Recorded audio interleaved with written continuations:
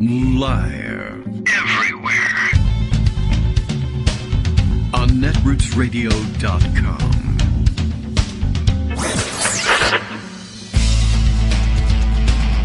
David Waldman. Kagro. In the morning. Now, here's David Waldman. Hey, good morning, everybody. How you doing? It is Wednesday, August 3rd, 2022. It sounds like the start of a horse race all of a sudden to today's show, but maybe that's appropriate. The horse race story is always the story, apparently, when it comes to elections, and yesterday was primary day in a bunch of places. Several. Many. A number could be put on it, even by someone who had counted these things and prepared this material ahead of time. But we do have this. Greg Dworkin will join us. He's been watching all of the primaries, or watching the people who are watching the primaries at any rate, and has the nitty-gritty, the numbers, the details, the results, for instance, things like that people might be interested in. I think the big news of the day that included among the primaries, apparently they had a regular, straightforward, actual decision made. I'm not certain why they would have scheduled this at this point, but referendum in Kansas, a voter question on whether or not to amend the Kansas Constitution. I discovered, I wasn't the first one to discover it. It was news to me when I found out just days ago that the Kansas Constitution actually contained enshrined protections for abortion rights, which was a bit of a surprise. But I guess if you think back a couple of years to the "What's the Matter with Kansas" story, that whole situation, the book that was written on the whole subject, that I guess was supposed to remind us that, once upon a time Kansas did some interestingly progressive things, and I guess this was one of them. And then they began turning more conservative, along with the aggressive Republican push to make everyone a little bit dumber and therefore more likely to vote Republican or to vote for knee-jerk policy positions, if that's even what they were, which is what the Republican Party was most into at the time. And anyway, so yesterday, voters decided the question of whether to get rid of this section of the Constitution, which as I gather, was to vote yes, would be to yes, let's amend the Constitution and get rid of these protections enshrining the right here, and no was a vote to preserve them. And that led to apparently a misleading and somewhat dirty text campaign, texting people, vote no on, or was it, I guess they wanted, I don't know, remember, was it they wanted it backwards? I forget. I can't remember exactly how it worked, but vote yes on abortion, I guess is what they were trying to do.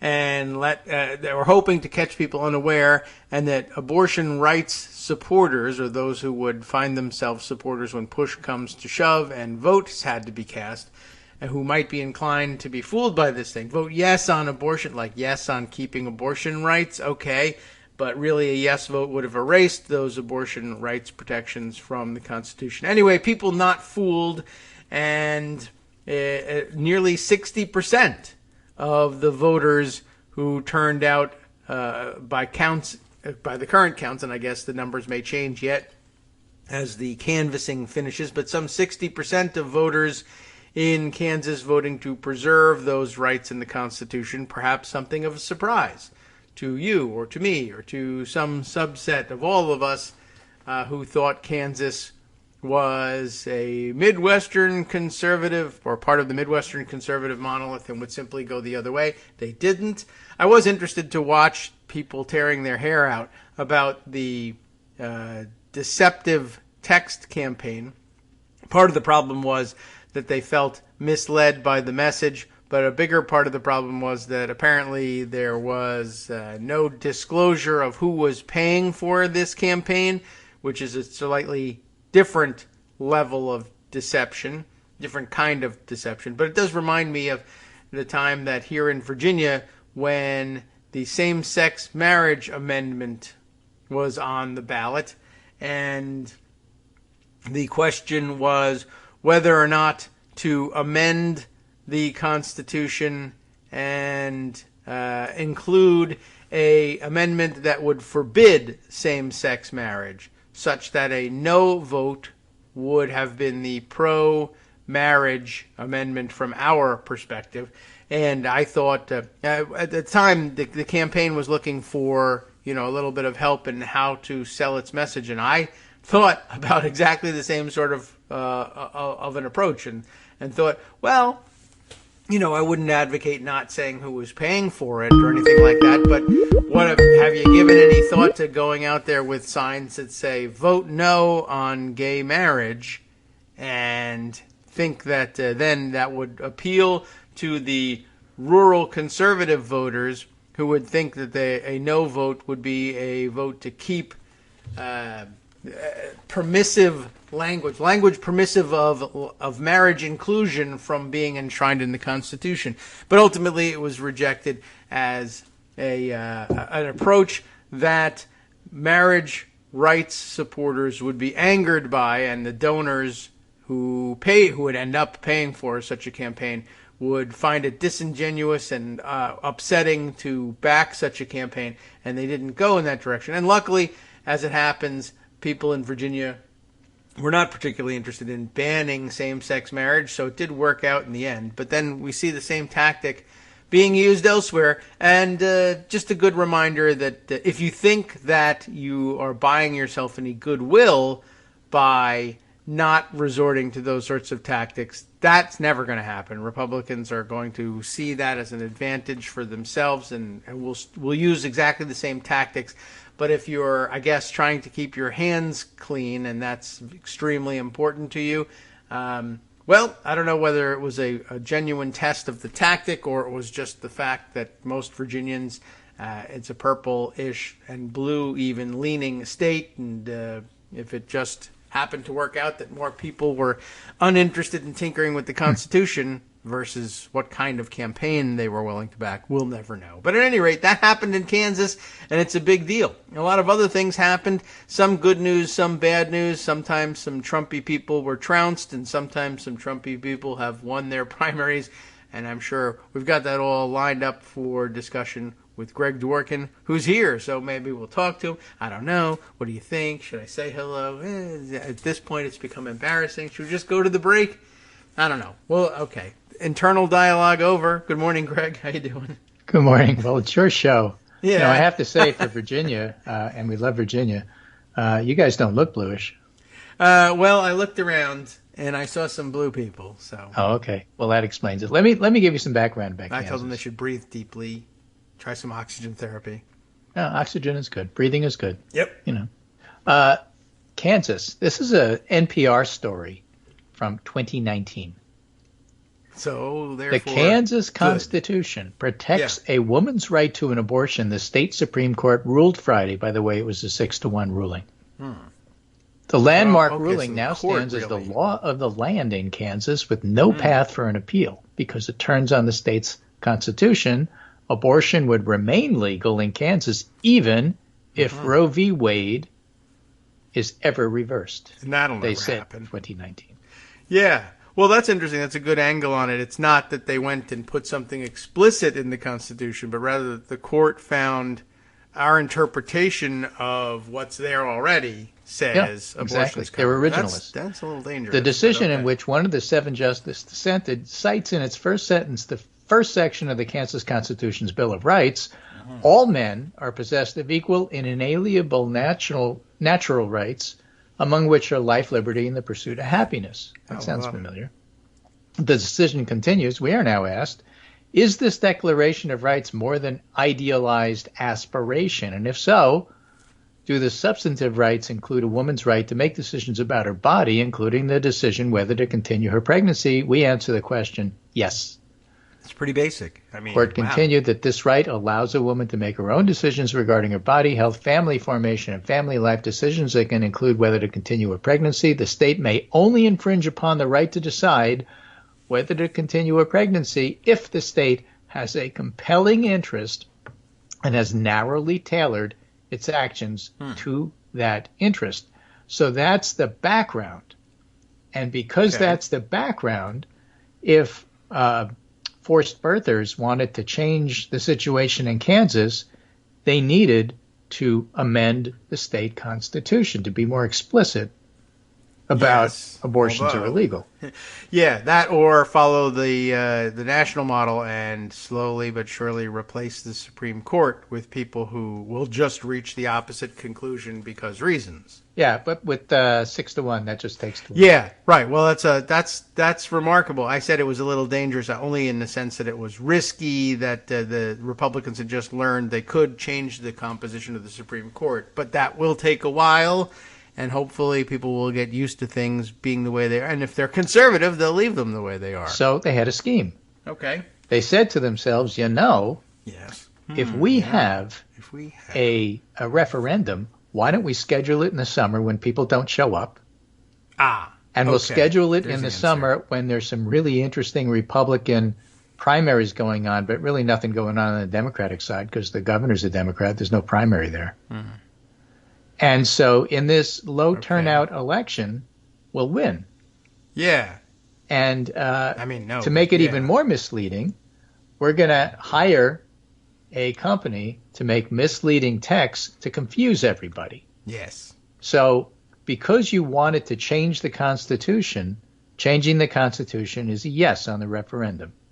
And because you want to preserve the Constitution as is, preserving the Constitution is a no. Mm-hmm. And that's how they got to why is it yes, no in this direction. Right. So the text that the Republicans were sending said this: women in Kansas are losing their choice on reproductive rights. Vote yes on the amendment, and that will give women a choice. Vote yes to protect women's health. Right. That is pretty misleading. And then if you challenge them, like, who is this? You get an answer. Thank you for your response. We're getting a huge volume of messages, and we can't tell you who we are or why we said this or respond to you in any way. Okay. Well, that should be the red flag, but, people have to get to that step. Now, it turned out the Kansas official government group who looks at these things say, well, we do have laws that say that you have to identify yourself if you're a campaign. Yes. But there's a loophole in the law that says that's not true for referenda, so nobody did anything bad. Okay. Yeah, something to work on. A law that could be passed that says if you're campaigning for a referendum, you also have to tell people who you are. But it doesn't say that, so they were able to do this. It didn't work. Yeah, good. And what happened, again, we mentioned turnout. Turnout was tremendous. So let's just go over this. All right. Okay. Wall Street Journal. Kansas voters reject constitutional amendment removing abortion protections. People describe this as an earthquake. It was not foreseen that it would be a 60-40 vote. No, I didn't. 59-41. But that's because there was only a single poll several weeks ago showing it was a close race with the yes vote slightly leading. And I don't even think it was a public poll. I think it was an internal partisan poll. It's interesting. I mean, one poll. And so everybody knew what was going to happen based on this one poll. Well, that probably wouldn't tell you, but that's probably part of the let's do it in the summer campaign, the idea of sneaking it by.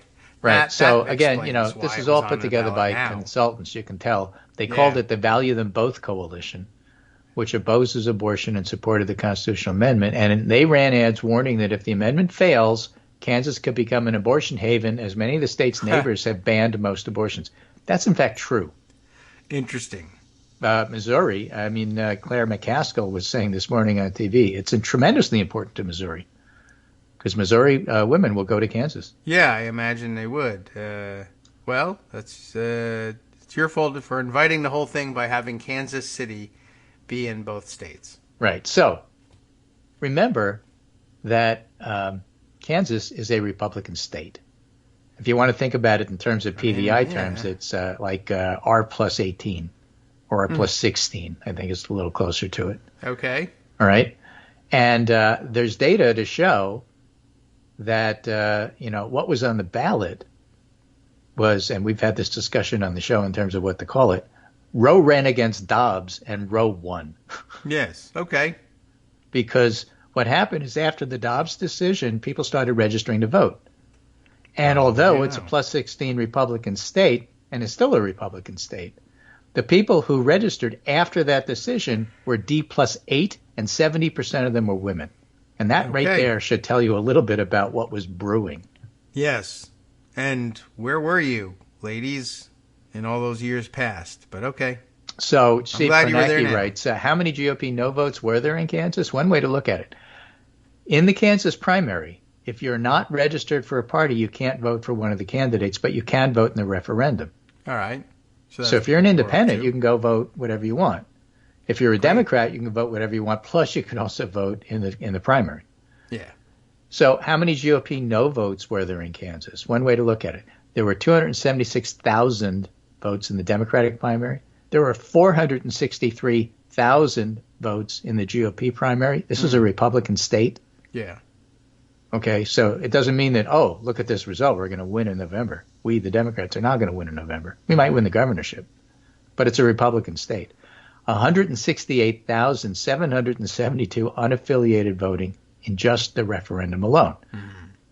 So the Democrats plus the unaffiliated votes were 445, and the total no vote was 534,000. Wow. And that means that at least 20% of the Republicans were no votes. Yeah. And we know that because if you look at individual county-by-county results, I don't have those in front of me, but I was looking at them all last night, you'd have these rural counties that voted Trump 80-20 over Biden and were 60-40 yes. So 60-40 yes, that means that the yes vote was trailing Trump numbers by like 20 points. And that happened all over the state. Yeah, well. And the opposite was true as well. You went to a liberal county, around Kansas City, suburbs, for example, and the no vote was outpacing Biden by 15 to 20 points. All right. So this was a really, really, really unpopular thing for Republicans to do. It galvanized people to come out and vote, and they did. A typical general election in Kansas will get about 1 million people. This got 900,000. There are general elections in the recent past that got less votes than that. Yeah. Fire those consultants, I guess. When can we have a story about, as many stories about the Republicans who engineered this debacle as there are about, Democrats are responsible for the Republican primary outcomes in certain states. Right. And we'll get to that too, but since you brought it up, a couple of things on that. Joe Walsh basically tweeted, look, guys, stop blaming Democrats for Republicans nominating nut jobs. Yeah. It's Republican voters who nominated nut jobs. Blame them. That's true. I mean, what, we fool them into becoming ultra-conservative with a couple of ads? I did not realize this. And further, let's take, for example, one of the election results that happened, which was Peter Meyer, who voted for Trump impeachment, lost his primary to a right-winger named Joe Gibbs. And Joe Gibbs is one of the people that Democrats were being accused of supporting by running ads saying, John Gibbs is too conservative and too extreme for Michigan. And that somehow was viewed as supporting him. That sounds like they don't like him. They were trying to define him early. How odd.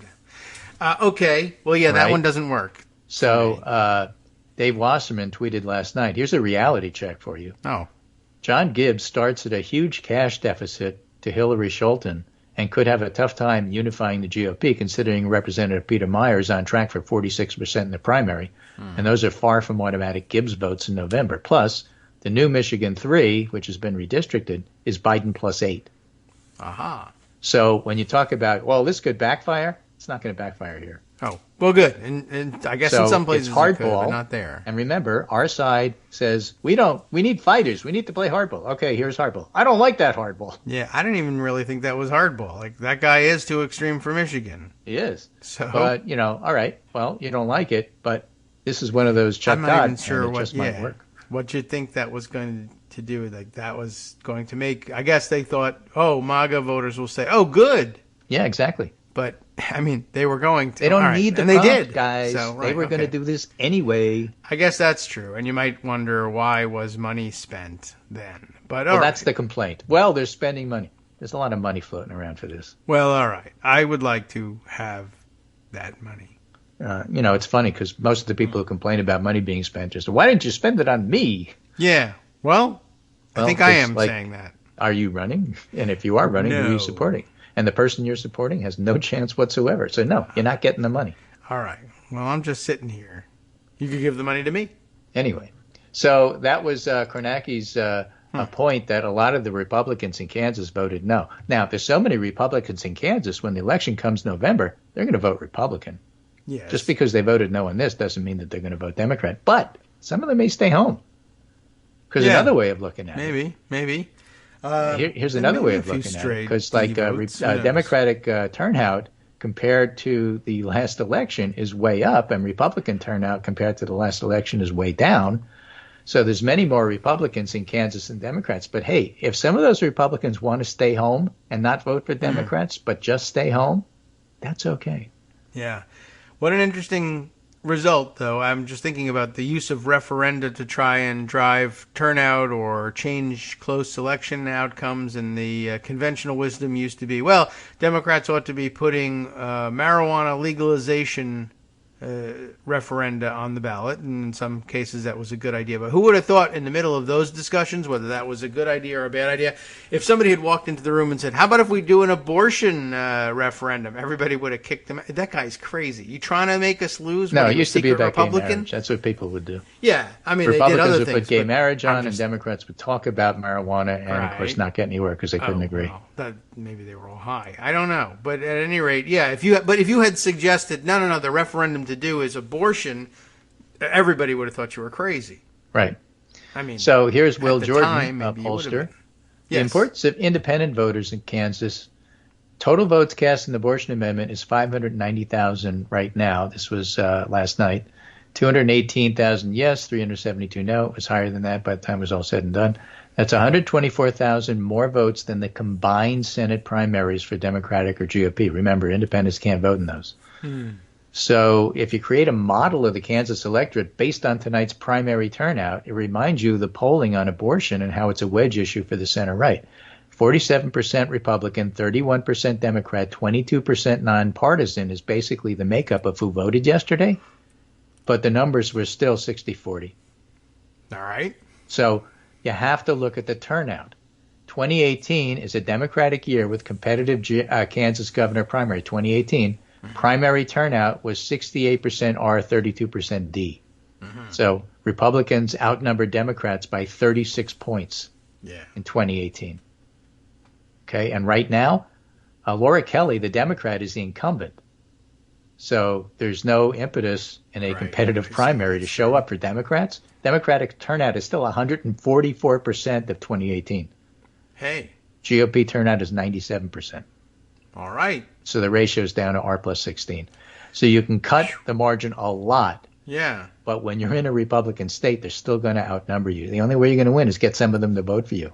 So, you know what? This is one of those, look, you need both turnout and persuasion. Yeah. We had both. We won. That's pretty good. And yeah, someone somewhere is really panicking in the Republican headquarters somewhere to say 97% of our, top line Republican turnout was there, but we lost. I mean, this is sort of the inverse of what the post-election analysts. Well, I was going to say this is 2004, right? John yeah. Kerry hit his numbers in Ohio, but Bush got even more. I was going to say the inverse of the Virginia gubernatorial election, where Democrats did in fact increase turnout, but were overwhelmed by massive increase in turnout in southwestern Virginia for Youngkin, and just sort of an interesting.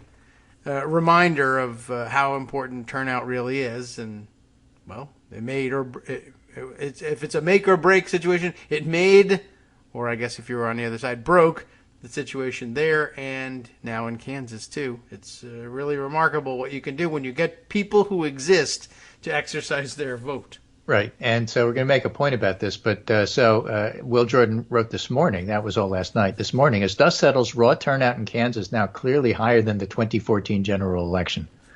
910,000 last night, 870,000 back in 2014 for a general election.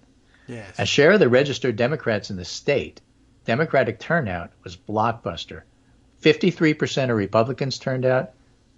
56% of Democrats turned out. All right. In a primary where really there was nothing going on the Democratic side. Yeah. There's more room then to boost those numbers. So when you look at polls, I mean, I saw one last week, which I completely discounted because I thought it was stupid.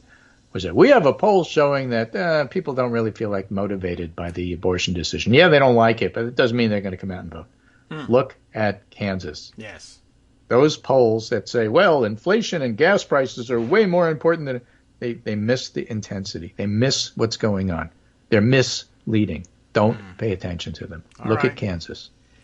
Yes, and by the way, if your eye is still on Kansas, one reminder: one of the election outcomes didn't get a great deal of attention, but Kris Kobach is back in the news, and he won the nomination for, what was he running for this time? Secretary of State. Or Secretary Attorney of State. General. Yeah, former Secretary of State, now Attorney General. But yeah, he was one of the originals in the Trumpy circles of, hey, everything is rigged and everybody is voting illegally and I'm going to catch everybody, and then came up with nothing. But now he's just shifting approaches and couldn't get the voter suppression done from the Secretary of State job, which is where everybody says it could be executed.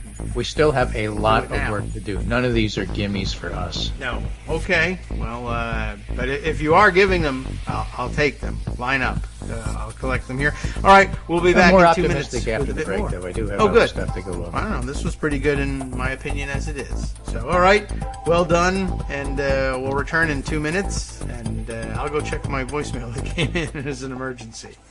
Sup fam, it's your boy Darwin, aka Darwin_Darko, aka the most reasonable man in America, aka KITM's senior black correspondent. You might remember me from such recordings as Spacemen vs. Space Cadets and We Need to Talk About Joe Biden. Today, I want to bring you good news about that thing you've been struggling with.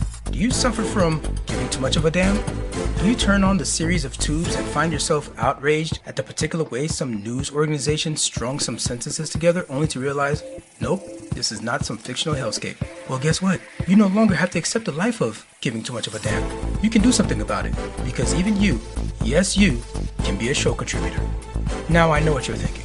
Hey, Mr. Most Reasonable Man in America, I'm not some professional podcast talking guy. Don't worry about it. Do you have a smartphone or some other electronic recording device? Well, that's all you need. You too can have a segment where you can read us an important article and give us your take. Read one of your own original essays, or even just give us your commentary on something you'd like to share that's important to you. Fair warning though, side effects may include general punditry, having opinions and hot takes, getting stuff off your chest, and hearing your own voice. If your recording lasts longer than 5 to 7 minutes, please consult kagrox@gmail.com. That's KAGROX@gmail.com.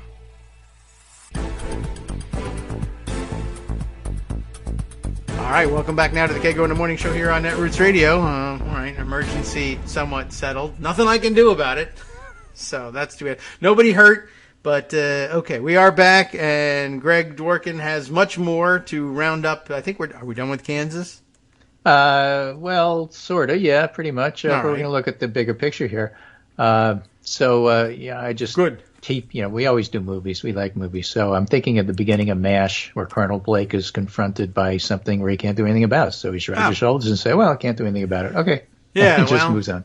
I guess so. I'm in that position. There's nothing we can now. do. All right, fine, bye. Oh, well, all right. I'll check into it. I'll be tapping furiously in the background about the thing I can't do anything about.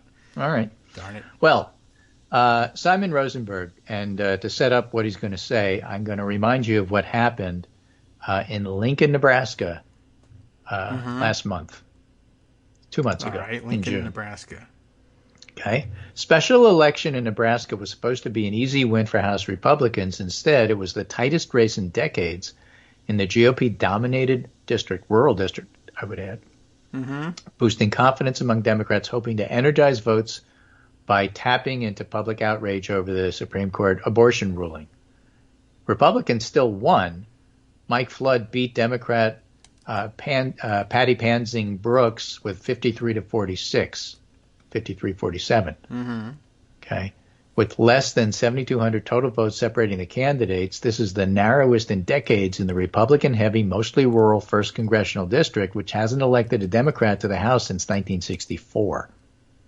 Okay. All right. So what happened after Roe is that the Democrat made it close. So Simon Rosenberg on July 30th, a couple of days ago, said, look, it is hard to overstate how wrong the red wave take is. Look at the Senate races. Fetterman, Warnock, Kelly, Cortez Masto, Hassan all have public polls at 49-50. There are polls with Rubio, Abbott, Kemp, and Grassley all in the 40s. And Ron Johnson, J.D. Vance, Oz, Herschel Walker are in the low to mid 40s. So there's literally no evidence of a red wave anywhere if you're looking at the Senate. Any objective look at public polling right now shows the landscape favoring Democrats, with Republicans underperforming everywhere, struggling to raise money. And that strong Democratic performance in Nebraska really mattered. Analysts overly discounted what an extremist mess the GOP has become. And we saw that last night in Arizona. Think of this discussion as instructive, but it's not just about hard primaries. It's because Pat McCrory said Ted Budd in North Carolina hadn't reached out since beating him in the North Carolina primary. And that's the difficulty in these races right now. There's still some scabs and wounds in the primary, and the Democrats aren't having to deal with that. But it's more than that. It's going to be hard for any Republican to unite traditional Republicans with MAGA because it's just so ugly. And so look at Arizona, where Kari Lake is probably going to win by like 10 votes. Yes, well, right. Her opponent, I hope it's people voting for her opponent aren't necessarily going to switch to her any more than they're going to switch from Peter Meyer to John Gibbs. They're very different groups. The ongoing GOP underperformance in polling is something Simon Rosenberg calls the MAGA hangover. Folks voted in record numbers against MAGA in the last two elections, and once the GOP ran towards MAGA this time in 2022, it's going to be hard. Okay. Some of you have been bringing up gerrymandering. Let's discuss that. Redistricting this time was a draw, perhaps even a little favorable towards Democrats. So estimates are we need to win the national vote by 2 points to keep the House, and that's within reach. There's a few ways to spend a bit more time with this, but he also had an analysis looking at the Hispanic vote, and his numbers suggest that it's actually fairly favorable to Democrats. That the current thinking that Hispanics and Latinos are drifting away from Democrats is basically based on Florida and South Texas. Yeah. But he has some new Hispanic data, 2020 Biden-Trump 2022 polling, 2020 Biden-Trump, Arizona, 61-37 plus 24. If Mark Kelly were to run against Mark Brnovich, and he won't, he's going to run against Blake Masters. Kelly was leading the Hispanic vote by 46 points compared to Arizona 2020 Biden plus 24.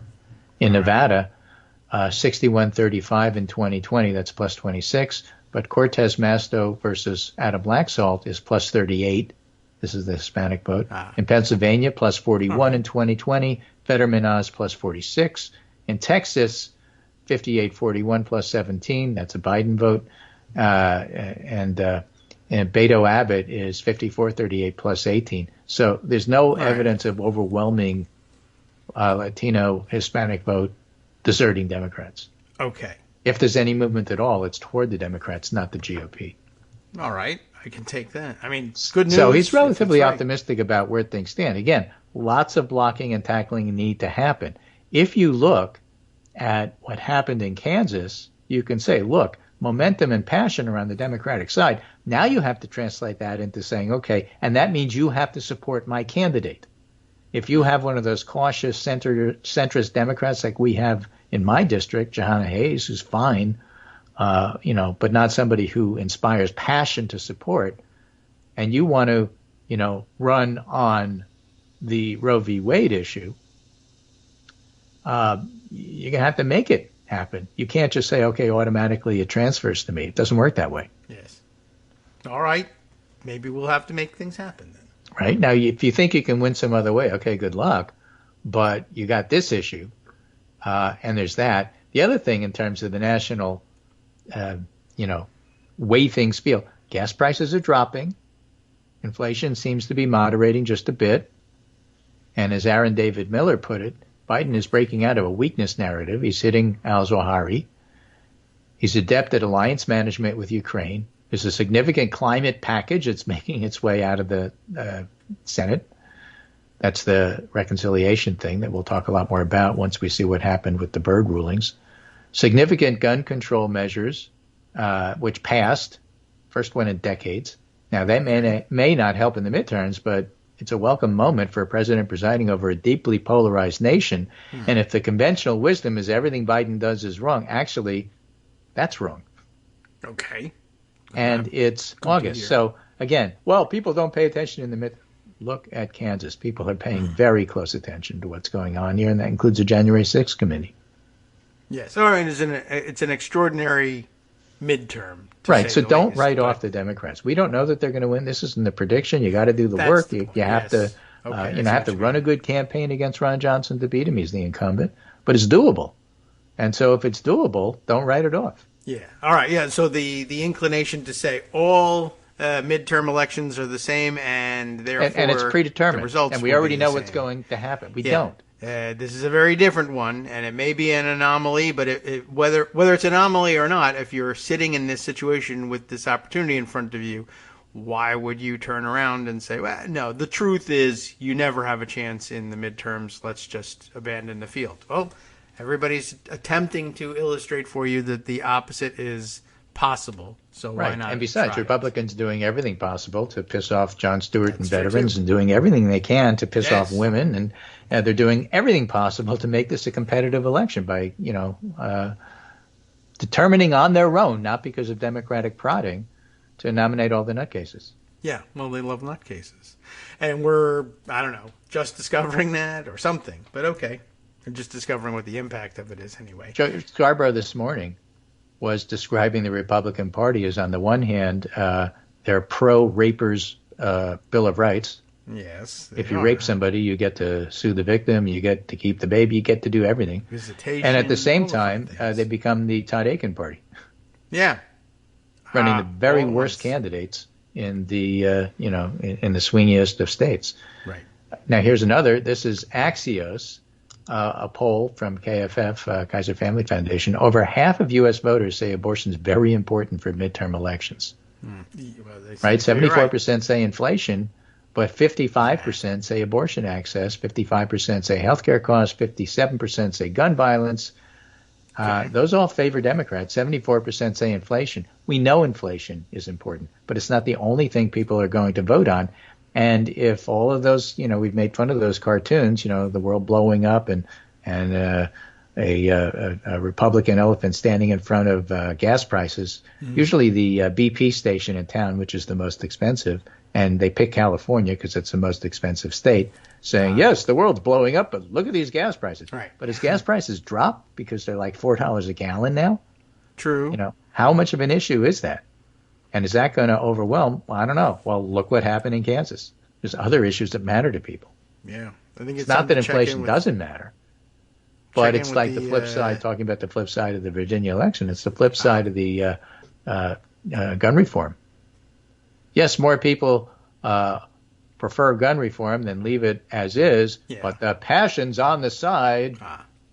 Well, actually, the passion's on the side of the Democrats. Yeah, well, in this we saw it in Kansas. Certainly true. Abortion seems to be the case, or it's the case with abortion. Whether that can, that's a great idea. See if it can carry over into other areas, not just voter turnout, but now I wish there were more referenda going on. Right. So big picture, while abortion's a motivating issue for some voter groups, it's eclipsed by inflation, including rising gas prices, which 74% of respondents say is very important. Yes, but, says Axio, lower turnout midterm elections can be a game of inches, and abortion could make a difference, especially if gas prices continue to fall.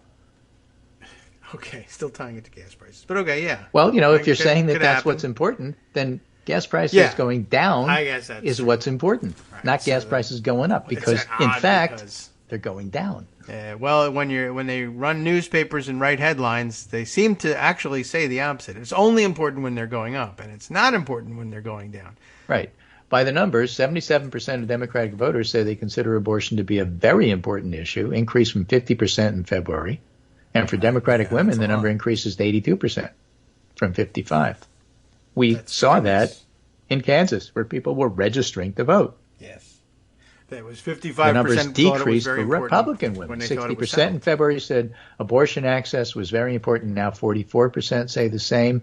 Yet some of those voters in Republican Kansas were in fact Republican voters, or you wouldn't have gotten 59%. Yep, had to be true.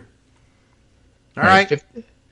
72% of Democrats, 56% of independents say the Supreme Court ruling made them more motivated to vote. That's what's out there. That's what the numbers are telling you. And so pay attention. So, yeah, it's a big deal, and we saw the results of that big deal. Now, there's other things. Again, they really screwed up, Republican Party screwed up with this burn pit thing. And they tried to get themselves out of it, and they couldn't. They just looked worse and worse and worse and worse, so they finally got that off the table, which, I think is important. The other big news coming out, which got swallowed by what happened in Kansas in the primaries, is Patsy Baloney spills the beans. Oh, what? Reports on sausage making. And all the other headlines you can think of that have anything to do with food, because people click on food. Patsy Baloney is going to be testifying to the Department of Justice because they subpoenaed him.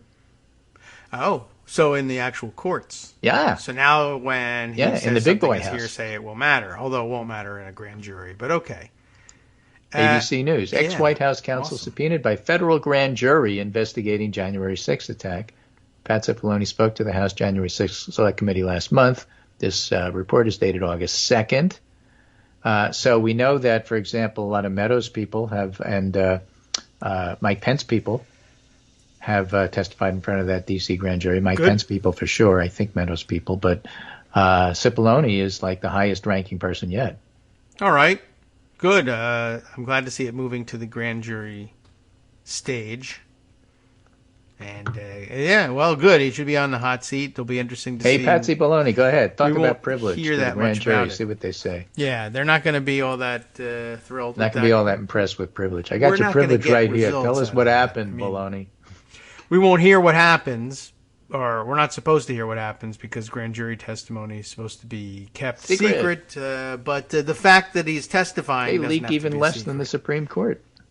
Yeah, generally speaking.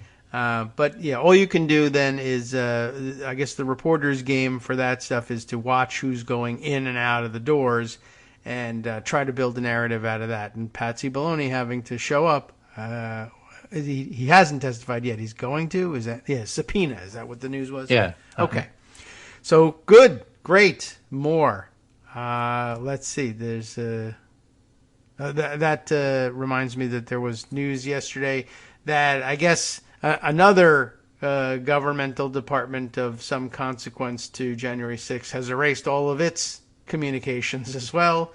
The Pentagon saying that several people had their phones wiped. Presumably their claim will be that this is sort of part of the routine of turnover in between administrations. But of course, a request, a demand really, for the preservation of their records was already out there.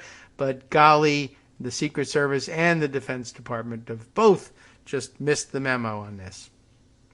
But Hillary's emails. Thank you. So I got even more polling to give you, because polling's starting to get interesting here. This is from John Della Volpe. John Della Volpe is a very good pollster. He's worked with Biden, but he's also worked with the Institute of Politics at Harvard, and looks at youth voting. All right. And today he's commenting on the youth vote. Youths. From CBS News poll.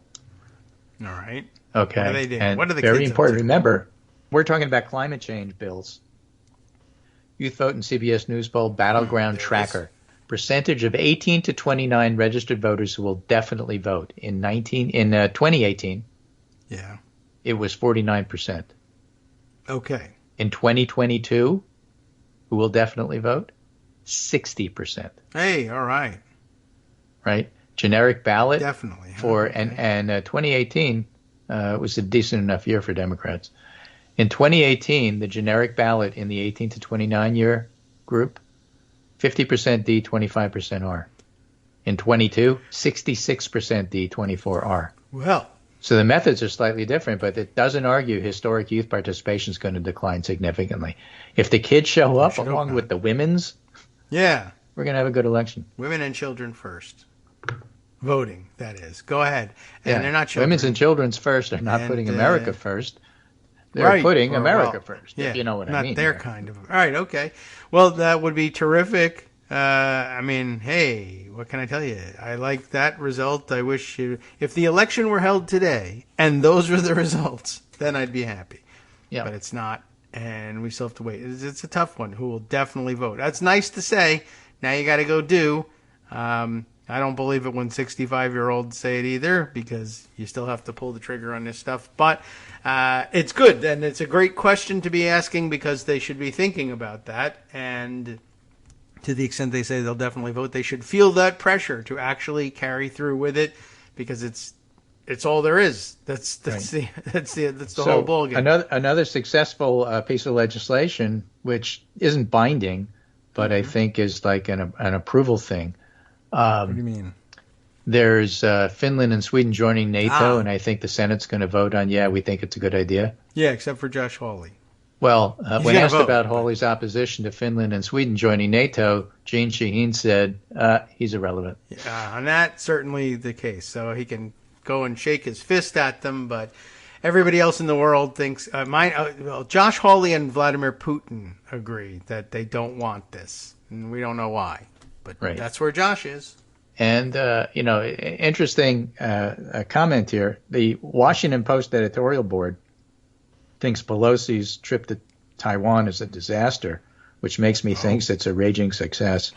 They've really upset the blob, who like to not have any of this stuff in the news. And Pelosi's been doing this for years and years and years and years and years. And there's it's one of those very odd pictures. I've seen political cartoons, if you remember the tank with the woman standing in front of the tank from previous years and previous confrontations. Basically, Pelosi standing in front of the tank. And, she's got a long, long record of supporting, democracy as she sees it. And the thing is that the foreign policy analysts who say this is a disaster are not considering, I think, is the fact that she is he's not in trouble, but he's got obvious weaknesses back in China. There'll be a convention. He'll run for a third term. It'll be unprecedented. He'll win. He doesn't have any opposition. That's a major danger to him. But he's got COVID-related economic weakness. Mm-hmm. He's got the Ukraine war with Russia, which is not playing out the way he wishes, and there's going to be all sorts of pressure on him to intervene/not intervene on the part of the Russians, not intervene on the part of the rest of the world. He's got a lot of things to manage, and probably at this particular point in time, China is not ready to invade Taiwan. Maybe they will be in 5 years, but not now. And so Pelosi highlighting that, not such a bad thing. I guess that's true. Yeah, I have projecting strength, saying you can't tell us what to do. Not such a bad thing. Again, it's one of those things where people want Democrats to play hardball, except when they play hardball. Then they find reasons for why it's a terrible idea. You may be right there. And that's a mixed message. There's a reason Democrats don't play hardball all the time. Sometimes it isn't a good idea. Yeah. But if that's true and nuance is okay, then shut up about playing hardball all the time. I guess. Yeah, I haven't or understood accept why that you're going to play hardball, and sometimes you're not going to like the results. All right. Yankees don't win every game. Well, yeah. They hit the ball pretty hard, but sometimes they lose.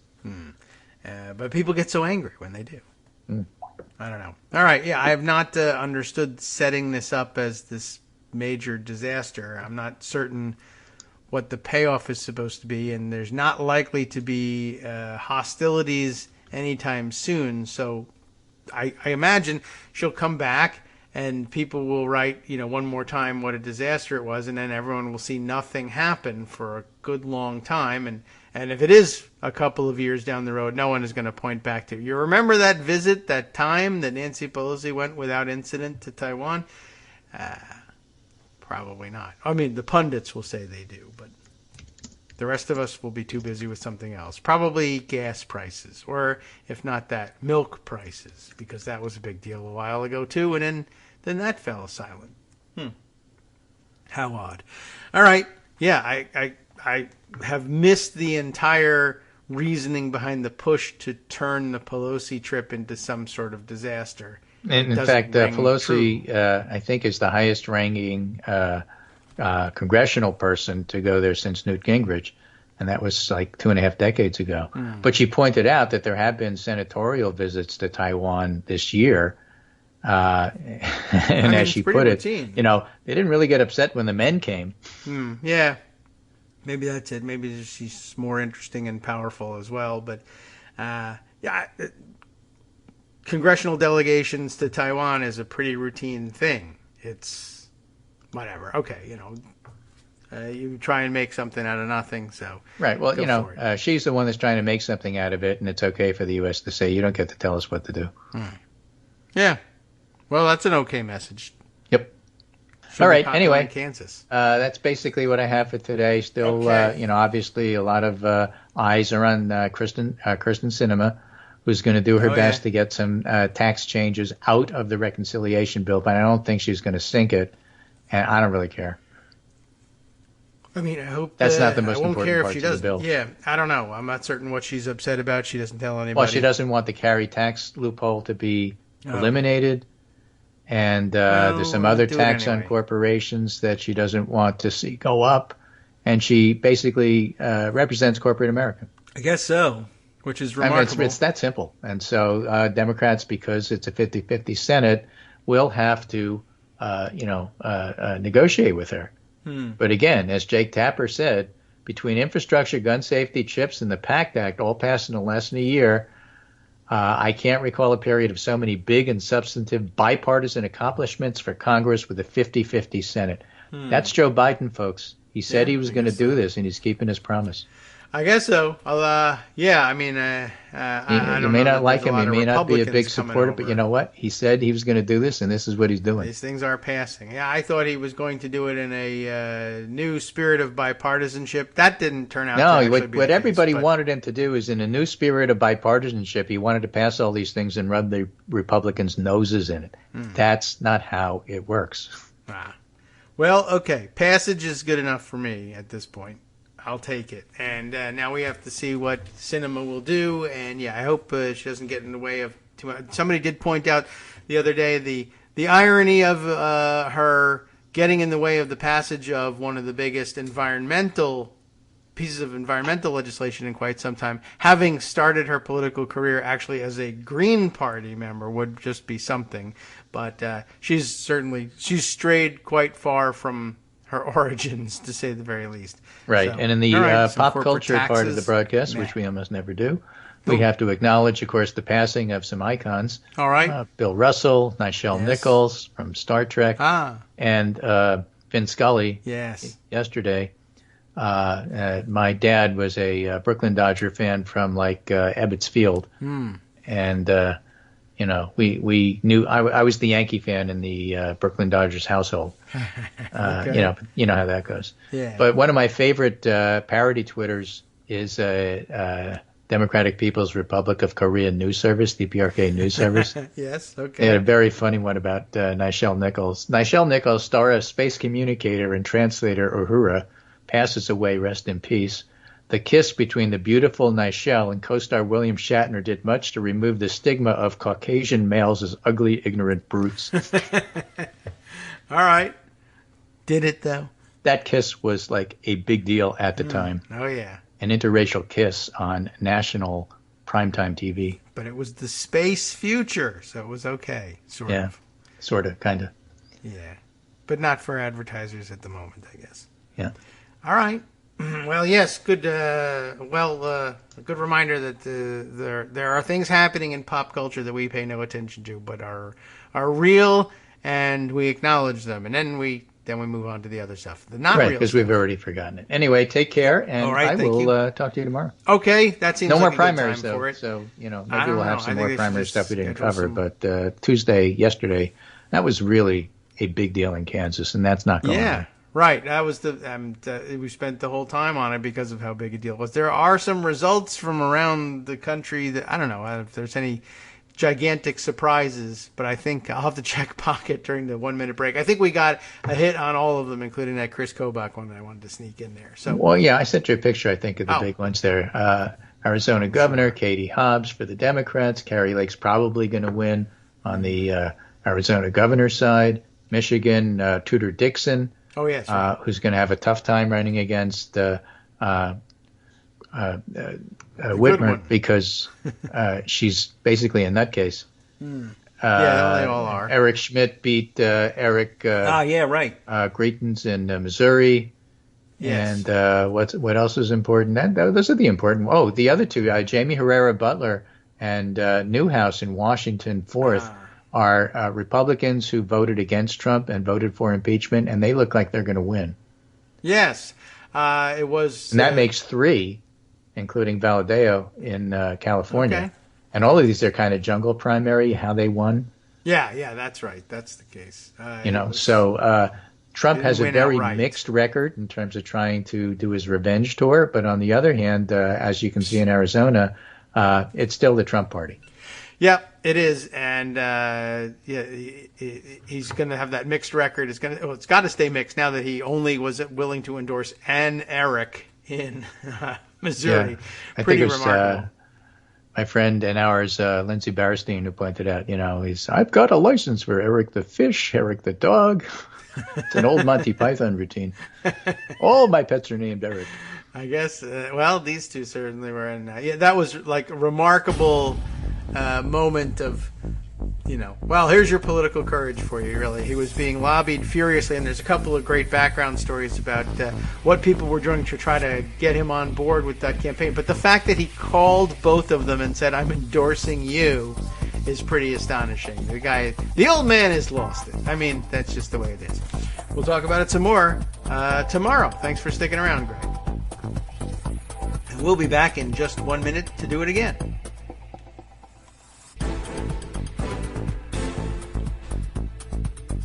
All right, welcome back now to the Kagro in the Morning Show here on Netroots Radio. Let's go check in and see what else I've got parked in Pocket. I think we probably covered just about everything. Oh, there were one or two more results that I did leave reminders about. Also in Arizona. It seems like Arizona is the place where things went most Trumpy crazy despite everybody's efforts.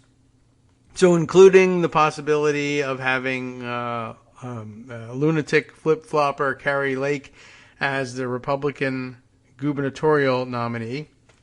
It says here in The Hill that January 6th witness, that's how they're describing him, Rusty Bowers, not the former Montreal Expo Rusty Staub, but this is, it's interesting to describe him this way. January 6th witness Rusty Bowers. He was a January 6th committee witness. The reason he was January 6th committee witness is that he was the Arizona State Legislature, the House Speaker, Rusty Bowers. And guess what?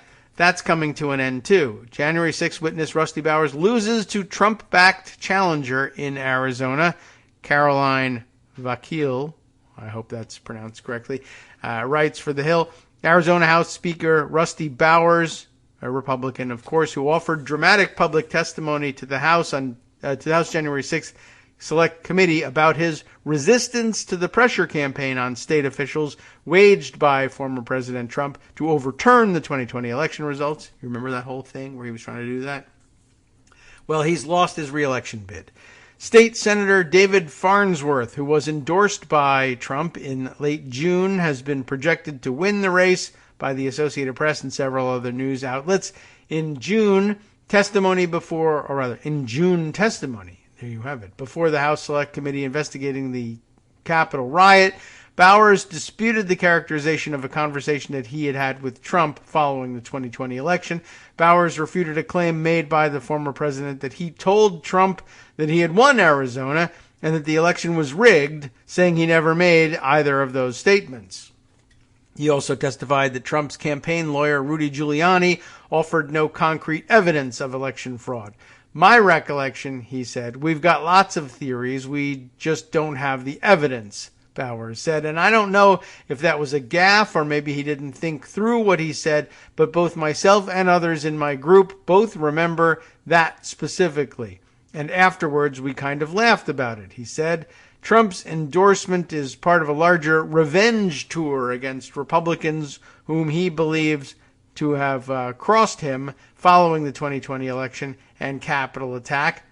So, that one apparently a successful stop on the revenge tour. And there were a couple of others out there as well. And some limited successes from the Trump point of view, but a lot of flops. And so that's one of the limited number of successes, and we'll just see how things play out from here on in. Let's see, what else have I put away? This looks like a very different readout of Pocket than I just had open a minute ago. Yes, there we go. Here's the new editions. That's odd. So I went back to an old version of my Pocket list. What is this one here? Let's see. Here's one of the flops. We'll just throw this one on the record. I am reading the tweet of Jonathan Osting. Oh, yeah, right. It is Osting. It's spelled Oosting, like O-O, and I figured that's probably not the right pronunciation. But guess what? It's right in his Twitter profile. I love it. What a genius. He's put in there. It's pronounced Osting, but once called what? Quosting, with a Q in there. I don't know what that means. You should just drop that because dummies like me won't get it in a second. But thank you for the pronunciation guy. Jonathan Osting, who covers Michigan politics for Bridge, Michigan, or at least that's what they call themselves on Twitter, Bridge, Michigan. So he has this news. Michigan Republican gubernatorial candidate Ryan Kelly, the Trumpiest, I guess, of the bunch, and who has been mentioned once or twice on the show, says he's not conceding his primary loss and fourth place finish. So it might have been rigged, and it might have been rigged for three different candidates who all beat him, but he's the real winner, I'm sure, in his mind. In his morning Facebook post, he is instead spreading conspiracy theories and suggesting a predetermined outcome for Tudor Dixon.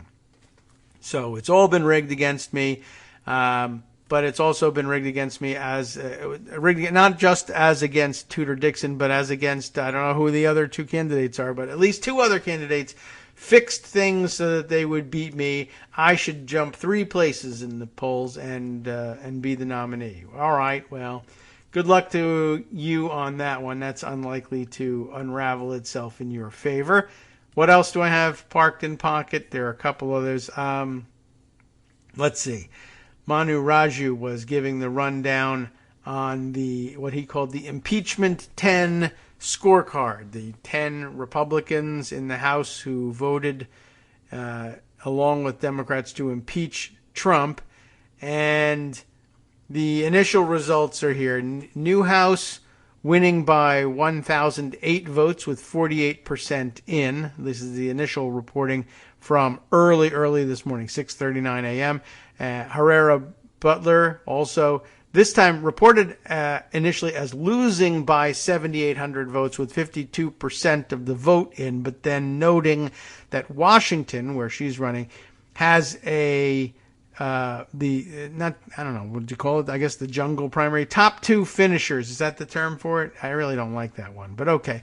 Top 2 finishers go to the general, all candidates on the same ballot. So yeah, Democrats, Republicans, etc. So she's not the outright top vote getter, but she's the top Republican vote getter, which means she goes on and survives. And basically, it's the opposite of what he listed there. Losing by 7,800 votes. She's really, in fact, winning because she's the top Republican vote getter and will be the nominee.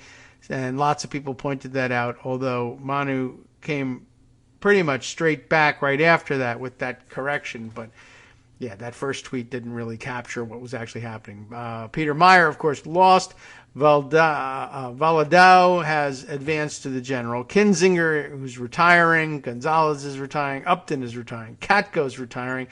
Rice lost the primary. And Liz Cheney faces a primary later this month, August 16th. So still outstanding in terms of what the results are going to be. She's not a particularly outstanding person overall, but she's done an outstanding job with this committee, and that's great. And for those limited purposes, I give her the thumbs up. Let's see. Other stories. Yes, a little backgrounder, something I didn't know about Kris Kobach, but probably would have guessed. Kansas Republican voters have nominated a candidate for Attorney General, says Michael McDonald of the Elect Project, a professor at the University of Florida. Kansas Republican voters have nominated for Attorney General a candidate who was ordered by a court to take remedial law classes because he didn't know proper court procedures. That's sort of the life tale of Kris Kobach. As we mentioned, he was the Secretary of State who rose to Trump's notice and was supposed to head the election integrity investigation and commission, and that whole thing fell apart. And it was very clear when he was in court on behalf of his stupid theories that he was unprepared to make any kind of a cogent argument for it. Now will be Attorney General, or at least running for Attorney General in a Republican state, likely perhaps to prevail. But there you have it. It wasn't the end of his political career as it probably should have been when he failed spectacularly after having made himself a national name in so-called election integrity, and then blew the whole thing, and could prove none of the things that he said he was absolutely going to demonstrate beyond a shadow of doubt for everyone. What's the story about this being ordered by a court to take remedial law classes? After all, Kris Kobach, one of those Republicans who insists that the law and the Constitution are all upside down and backward and always have been, and all the rest of you who understood things this way were wrong, and the people who thought he was a kook for believing the exact opposite, that he's right, and then eventually a Supreme Court would vindicate him and likewise turn things upside down and backwards so that he could be right and laugh at the rest of us. And you might wonder, where does such a person get their education? And the answer, as is the case with these kook Republicans very frequently, I don't really know how it's happening, but the answer, Harvard and Yale. That's who's producing this sort of person. Harvard undergrad, Yale law. It's hard to say that this is a stupid guy, but he conducts himself like a stupid guy. He's not winning anything in his chosen profession. Although now his chosen profession is politics, and he's winning nominations, so there is that. So, by the way, what was that story about? Lawandcrime.com once picked up that story and explained to everybody back in June of 2018 when a judge ordered Kris Kobach to take remedial legal classes after multiple courtroom blunders. Colin Kalmbacher reported this back in 2018. Here's the story, just so you have the background. Kansas Secretary of State, then he was Kansas Secretary of State, Kris Kobach has been ordered to take 6 hours of continuing legal education classes. It's not quite the same thing as I order you back to law school. You don't know anything. Everyone has, practicing attorneys all have an obligation to take continuing legal education.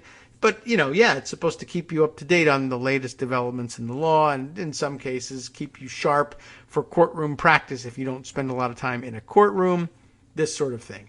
But now he's got to take an additional, 6 hours, or did have to, thanks to a federal judge sending him back with that order for his apparent lack of familiarity with the law. He also lost his case, as you might have guessed, overturning Kansas's strict voter registration law.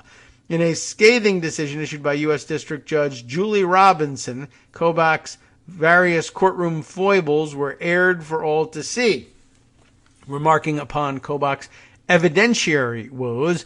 Robinson noted in her lengthy 118-page opinion, the disclosure violations document a pattern and practice by Kobach of flaunting disclosure and discovery rules that are designed to prevent prejudice and surprise at trial. The court ruled on each disclosure issue as it arose, but given the repeated instances involved and the fact that the defendant resisted the court's rulings by continuing to try to introduce such evidence after exclusion, the court finds that further sanctions are appropriate. In other words, he didn't disclose what evidence he had and planned to use at trial, as is required, then was told, no, you cannot use it. It is excluded from evidence, and then basically tried to blurt the stuff out anyway in the hopes that he would, change the minds of the jury regardless of the fact that the judge had said you're not allowed to bring this into evidence, and just basically abuse his position as an officer of the court and defy the court's rulings. And courts don't usually love that. In plain English, they go on to say that means Kobach wasn't following the rules and kept trying to break them when the court pushed back. Those further sanctions that Judge Robinson mentioned call into question Kobach's basic understanding of the law. Harvard, Yale, no understanding of the law. Weird.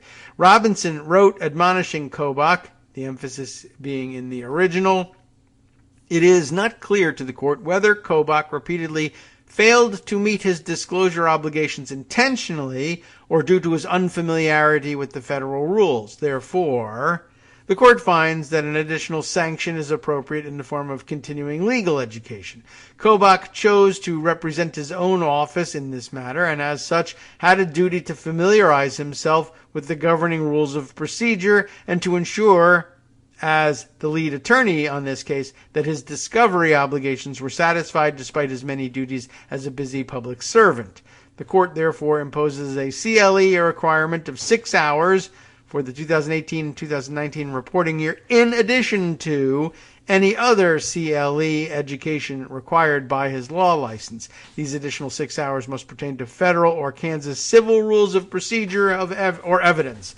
So, in all likelihood, he knew the rules just fine.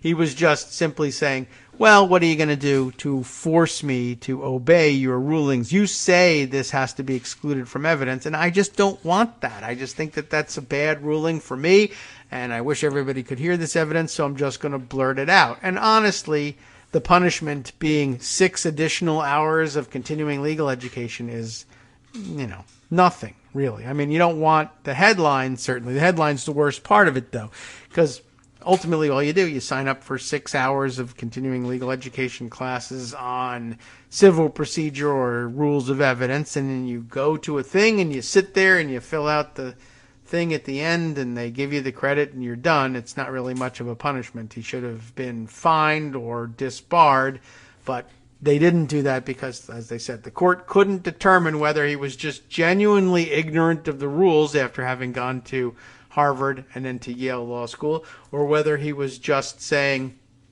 I'm just not going to obey the rules because there's not a whole lot you can do about it, and I'm going to try and, cheat the system. And I think he did. And now he's going to be Attorney General, or at least is going to be the Republican nominee for Attorney General. And in a state like Kansas might just win. So that's going to be pretty interesting. Attorneys generally, not attorneys general, but attorneys generally have to take a certain number of CLE hours in order to comply with licensing requirements. The judge here said this isn't enough for Kobach, who will have to take 6 more hours of classes that specifically have to do with the state's rules of evidence for civil procedure. Kobach has been representing his own office in a lawsuit, never a good idea, brought by the ACLU against Kansas's harsh voter registration law. The ACLU sued on behalf of disenfranchised Kansas voters and more or less won at every step of the way. During this time, however, Kobach suffered one humiliating and self-inflicted blow after another. First, Kobach and his team were admonished for not understanding how federal rules of evidence worked after they attempted to sneak in a document without having first given opposing counsel sufficient heads up. Then Kobach lost an expert witness after another evidentiary flub up. After that, Team Kobach mistakenly filed a draft of a brief that included a note that one particular claim was, quote, probably not worth arguing. Yeah, you want to take those out. Now it seems Kobach's comedy of unforced errors has drawn to a close. Judge Robinson agreed with the ACLU and ruled against Kobach, shelving Kansas's harsh voting registration law indefinitely. Robinson wrote, the court finds no credible evidence that a substantial number of non-citizens registered to vote. Instead, the law has acted as a deterrent to registration and voting for substantially more eligible Kansans than it has prevented ineligible voters from registering to vote. Robinson also dinged Kobach for relying on putative expert witnesses whose opinions were based on preconceived beliefs about voter fraud, misleading evidence, and numerous methodological flaws. In the end, the credibility of Kobach's entire case was rubbished because the court was unable to find any evidence of intentional voter fraud in the Sunflower State during the time period alleged. Kobach received his J.D. from Yale Law School and previously taught law at the University of Missouri at Kansas City. That's rather remarkable, don't you think? He's actually not that good at it. But to say that he's stupid would be to dismiss his educational background. And apparently he did quite well at these schools. Not just, I made it through and I got my degree, but I think was summa cum laude at Harvard.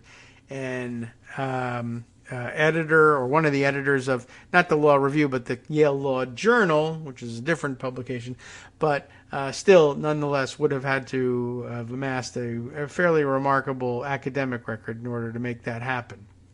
So it's really just about him just saying, make the law apply to me, make the rules apply to me. And if the best you can do in doing that is, okay, so I lose my case and I have to take 6 extra hours of CLE, I was rolling the dice on possibly overturning everything, but it didn't work. But Kobach, one of the originals on, he was Team Kraken before there was a Team Kraken, and now nominated as Attorney General in Kansas. So not all great news out of Kansas yesterday, but certainly a lot better than it could have been. Let's see, other things to share with you that are parked here in Pocket. Time check. See where we are in these things. There's an awful lot, and I want to get to all the best ones. Let's see. I guess another bad news item out of Arizona, and I think Greg did mention this one, but perhaps maybe the thing to do is we'll start focusing on when people have prepared write-ups on the very bad backgrounds of the very bad people who did manage to win. So we can do some hand-wringing about the Republicans who stand a chance of winning important office despite the fact that they're lunatics. This one we'll start with first. Over at Slate, Jeremy Stahl writing a profile on the Capitol rioter who compared cancel culture to the Holocaust and who is now one step closer to running Arizona's elections.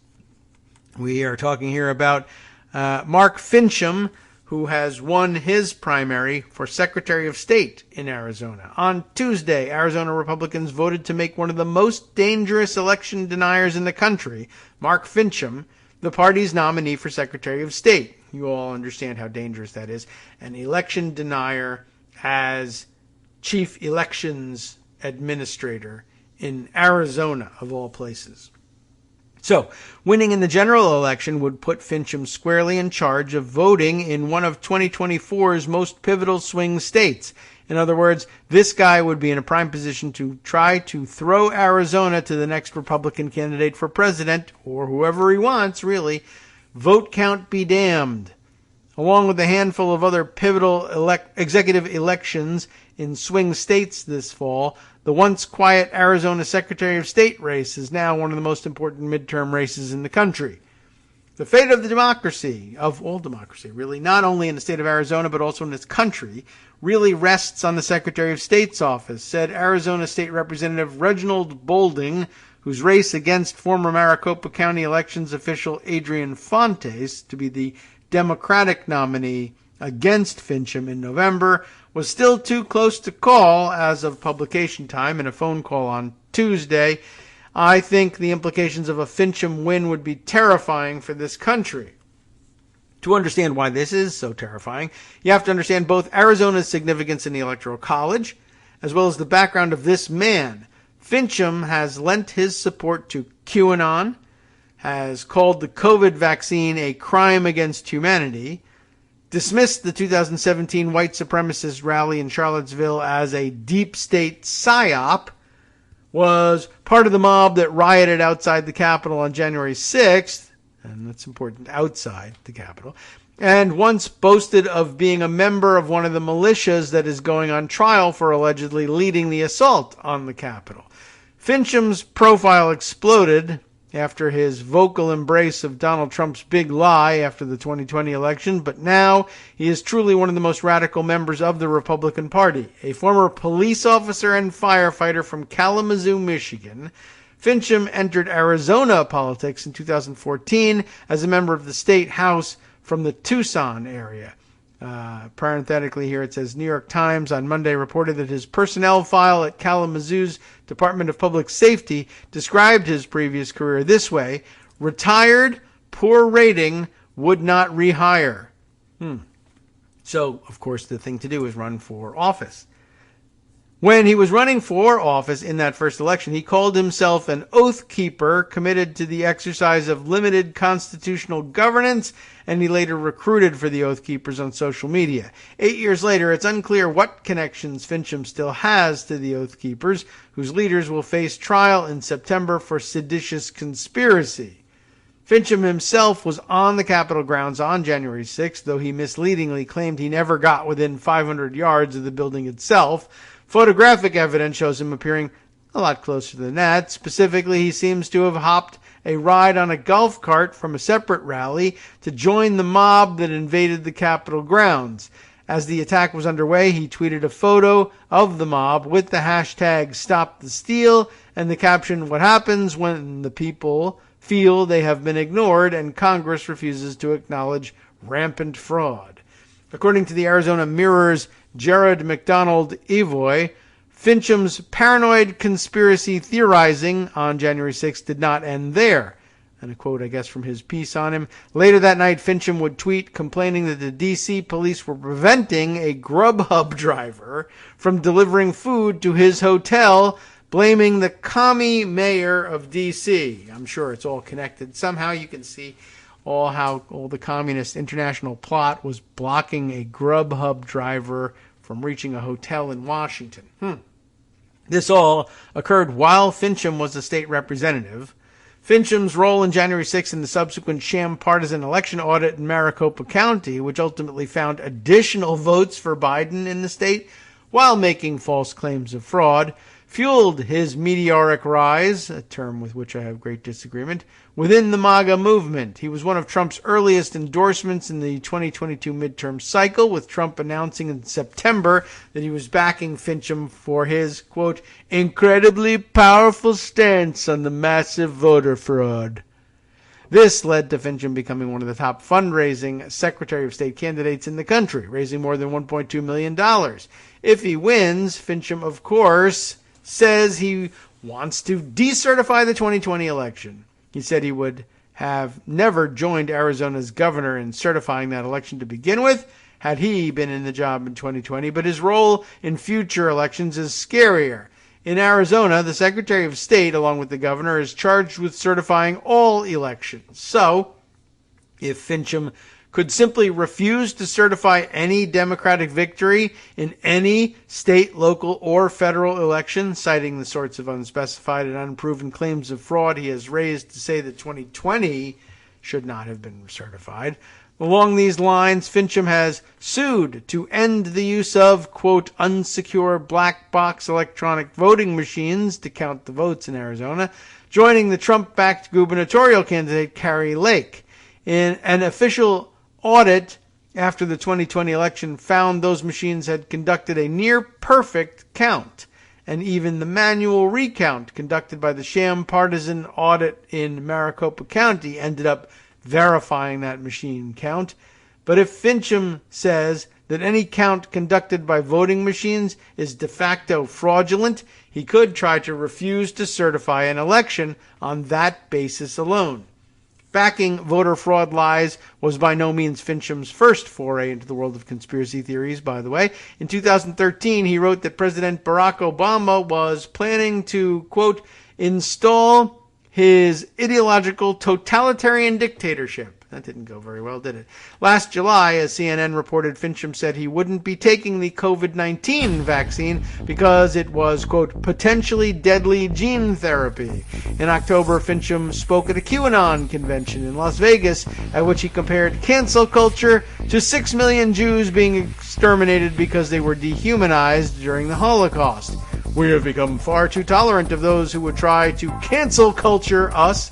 Good use of language there. Of those who would tell us to sit down and shut up, he said, making that comparison. Well, I think he should probably sit down and shut up, but hey, not for me to say. Hi, it's me, David Waldman, the same guy who was just talking to you a second ago. Our Patreon subscription drive is still going strong, with over 175 monthly donors who help keep us on the air. If we've helped keep you going during the pandemic, why not return the favor and help us keep going so we can all be together for the next disaster? Patreon.com, Patreon.com, makes it easy to make secure, recurring monthly contributions to support our show. Patreon.com/KagroX gets you straight to our donation page. Maybe you'd like to thank us for keeping you sane during the Trump era. Maybe you're looking forward to in-depth explanations of what's going on in the Biden administration. Whatever it is that keeps you listening, we need your help to keep bringing it to you. And hey, if you happen to prefer using PayPal or even the Square Cash app, we're up and running with those options too. Thanks again, everyone, for all your support. We literally could not do this without you.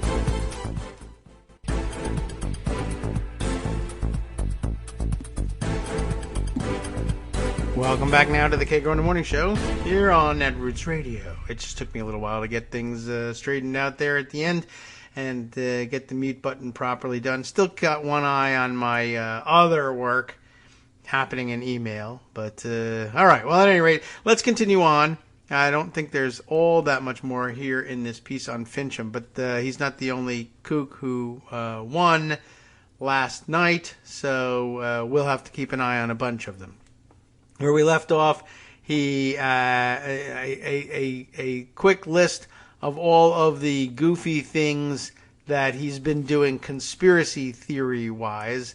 And let's see, we left off at his comparison of cancel culture to the Holocaust, and an interesting way of turning cancel culture as the phrase into a verb, saying we have become far too tolerant of those who would try to cancel culture us, which is an interesting way of putting it for a number of reasons, one not least of which is the verbification of the phrase cancel culture. But how about this? We have become far too tolerant of those who would try to cancel culture us, which of course is, I guess if you unravel the sentence enough, it means that they would like to cancel culture the people that they've become too tolerant of. That is to say, those who are cancel culturing people. So a little more cancel culture called for than you would think in a sentence like that. But there it is. During another 2021 appearance, 2021, this time on a QAnon podcast, Fincham said there's a whole lot of elected officials that are involved as part of a pedophile network and the distribution of children. The distribution of children. It's an interesting way of putting it as well.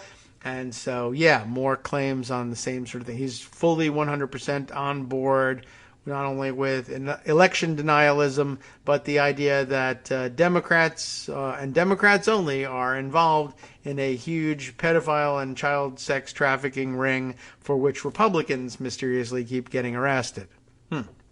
Anyway, Fincham's views about the existence of congressional pedophile sex rings and the deadly, quote-unquote deadly, COVID-19 vaccine should be alarming enough, but his singular threat to the democratic process through Arizona's election system presents a five-alarm fire.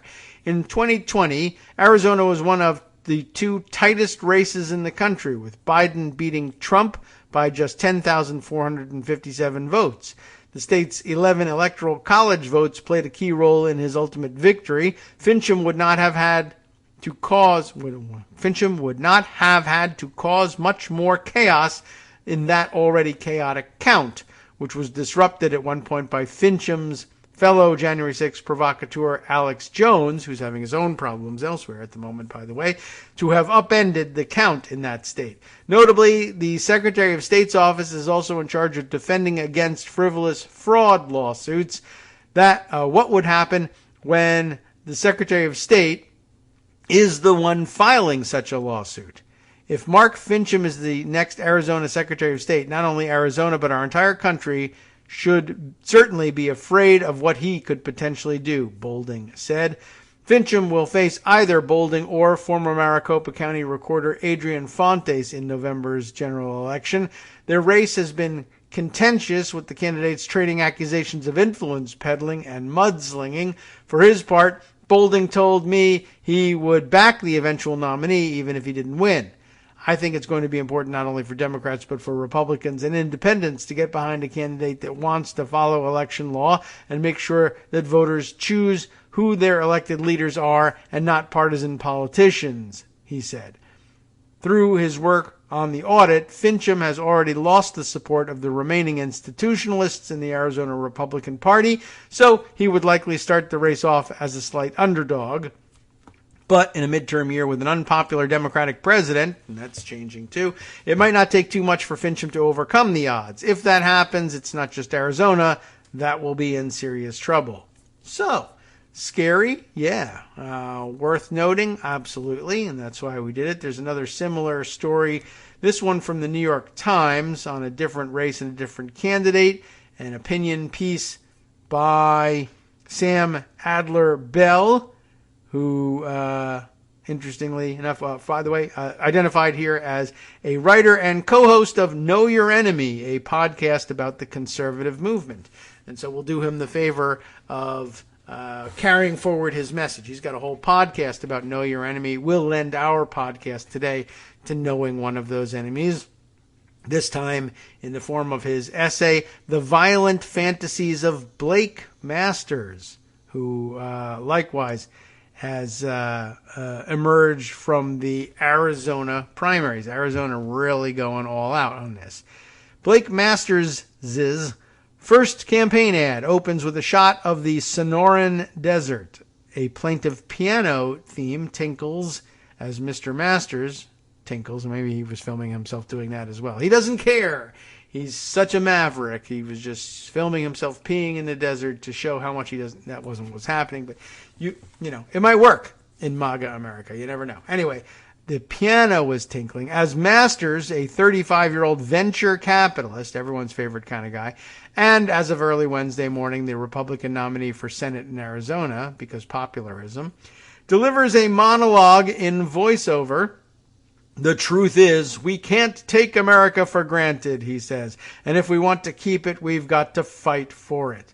The angles are wide and the focus is deep. The camera floats above ground, drifting after a boy's legs running over the dunes and peering upward at Mr. Masters and his family, hiking at the golden hour. In another video from November, Mr. Masters stands in the desert cradling a gun.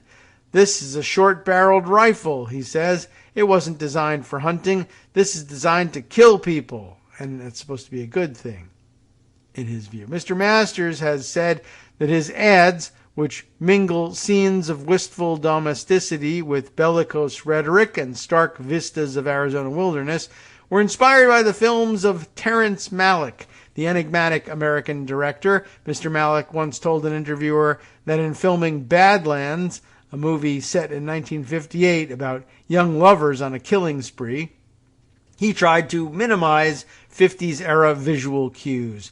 Nostalgia, he said, is a powerful feeling. It can drown out anything. Instead, he wanted the film to feel like a fairy tale, outside time. This, he hoped, would take a little of the sharpness out of the violence, but still keep its dreamy quality. Seems like a bit of a distraction from what's going on here, but all right. Perhaps Mr. Masters is trying to strike a similar balance, some metaphor here.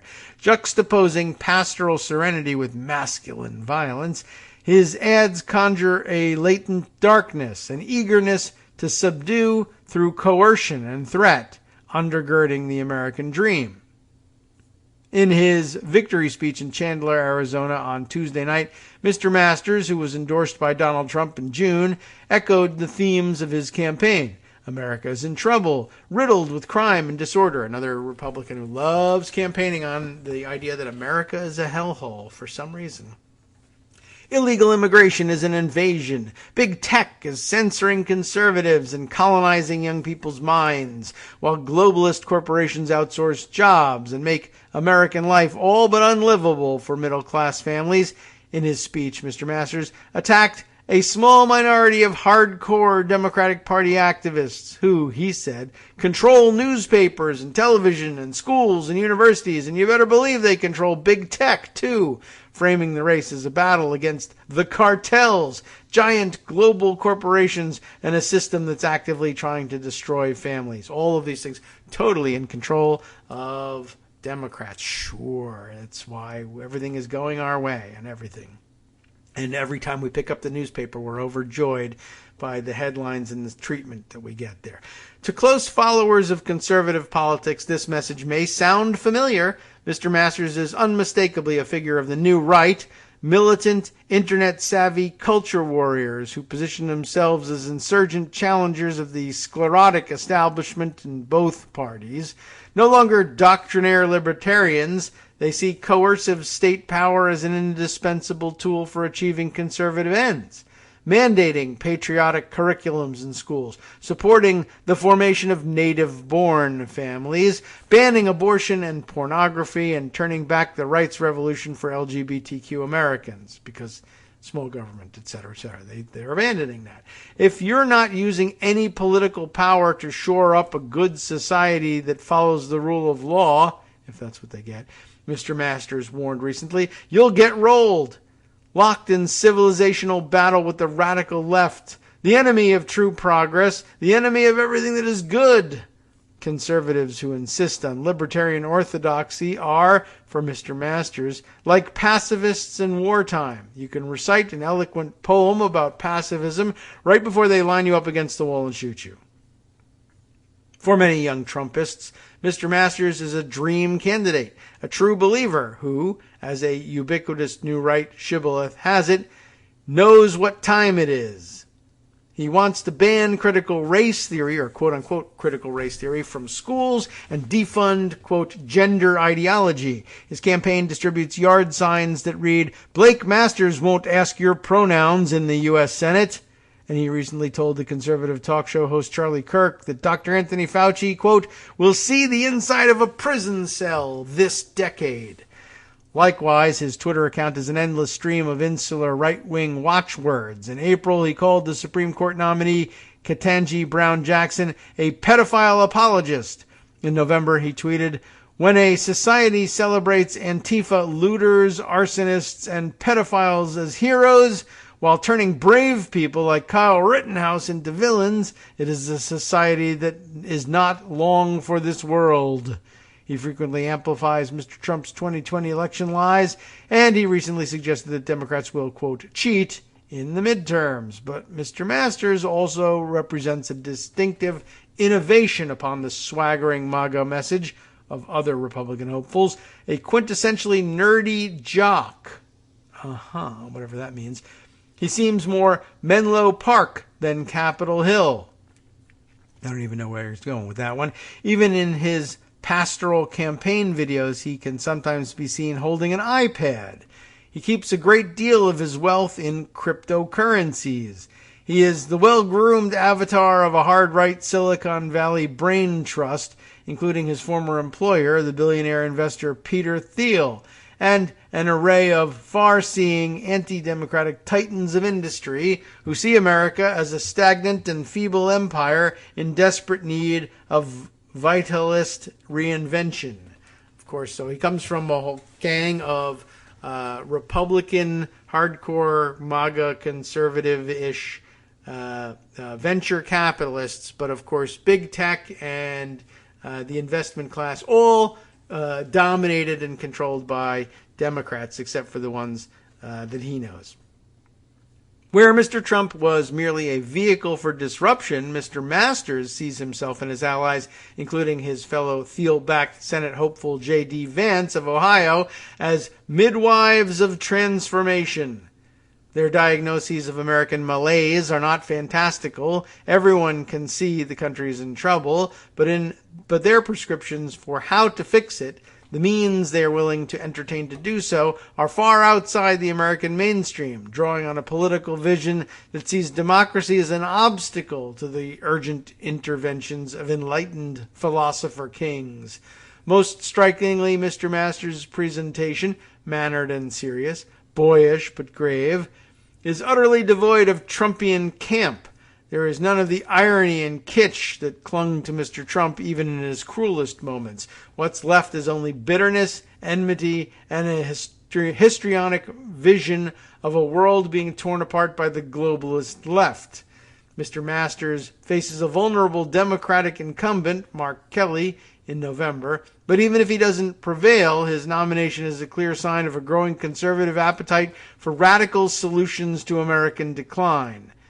If Mr. Masters does win, however, it may well be his bizarre and menacing vision of American politics, not the rosy amnesia of Mike Pence or the truculent populism of Ron DeSantis, that defines the future of the Republican Party.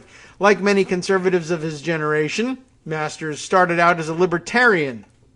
At 19, he blogged on LiveJournal under the username KingGPS in support of drug legalization, unfettered immigration, and the elimination of the Supreme Court, which he wrote is little more than a coercive microcosm of democracy.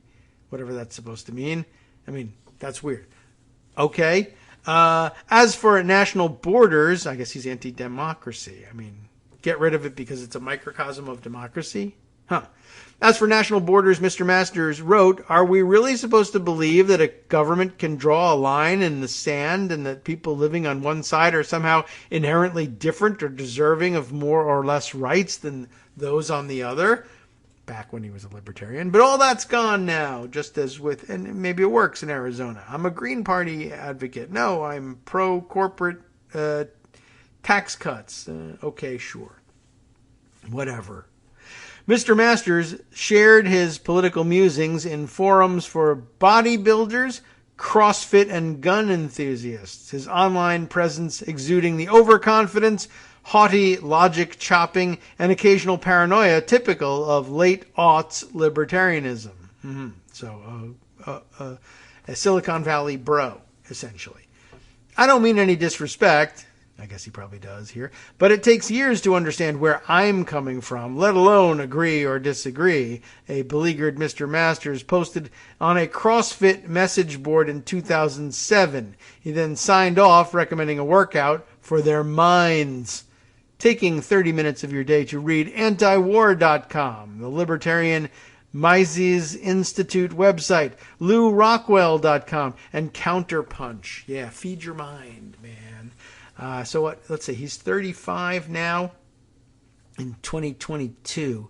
So in 2007, wow, 2012 he would have been 25, 24, 23, 22, 21. So yeah, like 19 years old, as they said. I guess that all happened at around age 19. So they have it. A voter at 19, not eligible to run for office at that time, but way back then, that's that he got himself involved in politics, and then in the 12 years turned around completely and found that a way to win would be to pretend he was Donald Trump. A handful of dorm mates from Mr. Masters' undergraduate years at Stanford, again, you see, told me he once recorded a liberty-themed rap. Oh boy, can't wait to hear that. Which, to my great regret, is no longer available online, though Mother Jones did uncover one 2008 video in which Mr. Masters wears Native American war paint and freestyles, "I've got the war paint on, as you can see, who said what about cultural insensitivity?" Yeah. What a rhyme. Boy. Mr. Masters' life and political trajectory changed in 2012 when, as a law student at Stanford, he took a class taught by Mr. Thiel, the early Facebook investor who co-founded PayPal and Palantir. And why not do a law school class if you're not a lawyer? When they met, I mean, maybe he is, I don't know. Mr. Thiel was on his own journey away from hardcore libertarianism toward a more traditionalist and muscular nationalism. Like Mr. Masters, he had backed Ron Paul for president in 2008. And in a programmatic essay published the following year, Mr. Thiel declared that he no longer believed democracy and freedom were compatible. The great risk for libertarians is to find an escape from politics in all its forms, except for the one that they're involved in now, I guess. Lamenting that there were, quote, no truly free places left in our world, Mr. Thiel placed his hopes in some sort of new and hitherto untried process that leads us to some undiscovered country. What a brilliant theory. That country, he wagered, would be found in cyberspace, or outer space, or the open ocean. At the time, Mr. Thiel had begun investing in seasteading, which entails building libertarian communes on seaborne platforms in international waters. Okay, Kraken. Whatever. This worldview, pervasive in Silicon Valley at the time, can be summarized as a libertarianism of exit. What do you know? Exit. Brexit, exit. And I just saw the other day the airing on one of the streaming networks, maybe, a documentary about libertarian cryptocurrency weirdos who absconded to some remote corner of Mexico, or maybe not such a remote corner of Mexico, but break up into various factions of different kinds of libertarian weirdos who want to break with everybody else. Very stable people. It's fantastic when they can amass capital. This worldview, pervasive in Silicon Valley at the time, can be summarized as a libertarianism of exit. In 1970, the economist Albert O. Hirschman identified the choices for dissatisfied constituents of a troubled organization, business, or nation. They can exit, leaving the organization behind and building something new, or they can use their voice to improve it from within.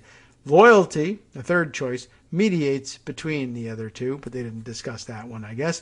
The fate of our world, Mr. Thiel wrote in his 2009 essay, may depend on the effort of a single person, like me, who builds or propagates the machinery of freedom that makes the world safe for capitalism. By the time Mr. Masters was his student, however, Mr. Thiel was losing confidence that unfettered capitalism alone would lead to a better future. He was preoccupied with stagnation and a sense that the motor of technological change had stalled out. We wanted flying cars, and instead we got 140 characters, he complained in 2011. In his Stanford class, Mr. Thiel, seeming to draw as much from the writings of French philosopher and literary critic René Girard as from business economics, described the impulse to imitate competitors as the death knell of true innovation, which requires visionaries to zig while everyone else zags. Enthralled by these lectures, Mr. Masters began posting his meticulous class notes in essay form on a blog. The notes became a sensation, leading Mr. Thiel and Mr. Masters to collaborate on a 2014 book, 0 to 1, Notes on Startups, or How to Build the Future. This book is attributed to Peter Thiel with Blake Masters, by the way. Since then, the two men's lives have been entangled. Mr. Thiel invested in Mr. Masters' startup in 2012, and after he graduated from law school, he began working for Mr. Thiel, eventually becoming Chief Operating Officer of Thiel Capital and President of the Thiel Foundation. Get a little closer, why don't you? In 0 to 1, Mr. Thiel and Mr. Masters describe the ideal founder as a sort of trollish Ubermensch, undaunted by censure, eager to offend, and constantly asking himself the contrarian question. What important truth do few people agree with me on? True innovation, they imply, requires heresy. Leaders must be willing to scandalize. It was this philosophy that helped them see promise in Donald Trump. Where most conservative elites saw Mr. Trump's offensiveness and vulgarity as a liability, Mr. Thiel and Mr. Masters saw it as an asset, a sign that he could disrupt establishment politics and break things open. As Mr. Masters said in an interview last year, you can think of his administration as a startup of sorts.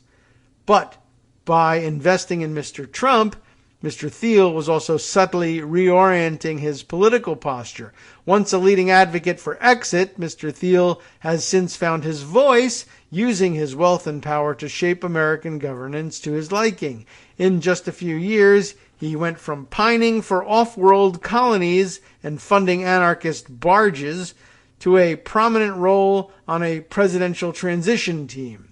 In 2016, Mr. Thiel and Mr. Masters were charged with recommending appointees to populate the administrative state. A dream job for a reformed libertarian convinced, two of them in fact, convinced that their brilliant colleague should be running the government. But their list of 150 names, Max Chafkin reported in his biography of Mr. Thiel, included people who were too extreme even for the most extreme members of Trump's inner circle. The person they proposed for the FDA, for instance, was a tech mogul and Bitcoin investor who had suggested replacing the agency with a Yelp for drugs. Everybody just rate your drugs. I had a great experience. We should approve this drug. Fantastic. It was too much. Steve Bannon told Mr. Chafkin. Steve Bannon. People thought Trump was a disruptor. They have no earthly idea. For Mr. Thiel and Mr. Masters, the transition was a sign of greater disappointments to come. Oh, we're going to have to exit our exit. What do you know? Despite all his bluster and chaos, Mr. Trump barely got anything done. Mr. Masters told National Review in November that as an America First agenda can't be just doing tax cuts and deregulation and assuming that everything will work out. But that's basically all Mr. Trump accomplished. Curtis Yarvin, an influential neo-reactionary blogger, how do you like that, neo-reactionary, who is close to both Mr. Thiel and Mr. Masters, has furnished an explanation for this failure. Even a more dedicated nationalist than Mr. Trump would be thwarted in accomplishing his goals because he doesn't actually control the state.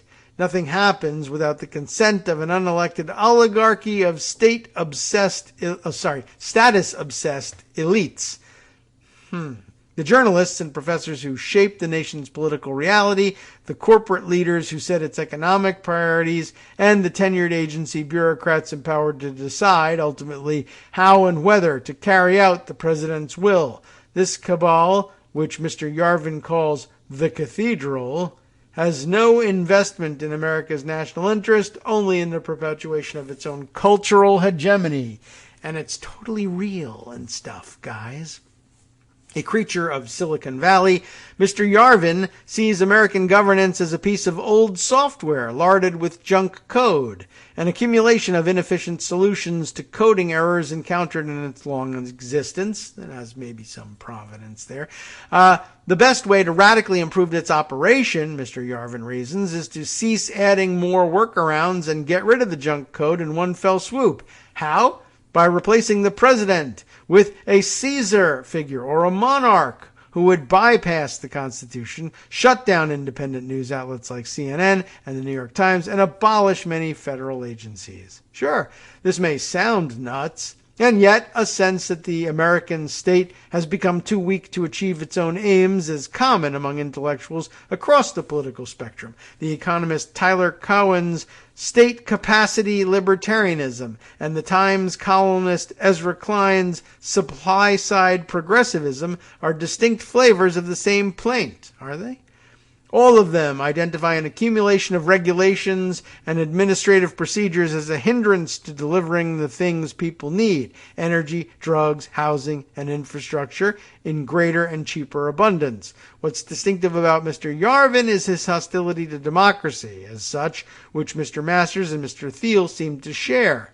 As James Pogue reported in Vanity Fair, Mr. Masters has taken to citing Mr. Yarvin on the campaign trail. He has repeatedly referred to his own campaign, like Mr. Trump's presidency, as a startup, And according to Thielite doctrine, startups are not democratic.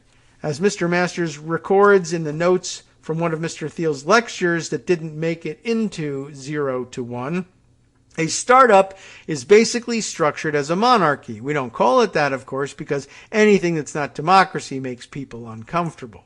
Well, that seems to be true. Founders should not run an absolute dictatorship, Thiel said, according to Mr. Masters' notes, but they do need to be more tyrant than mob, to give their companies the nimbleness to execute a singular, revolutionary vision. The best arrangement, Thiel said, is a quasi-mythological structure. Mythological, sure, great, of course.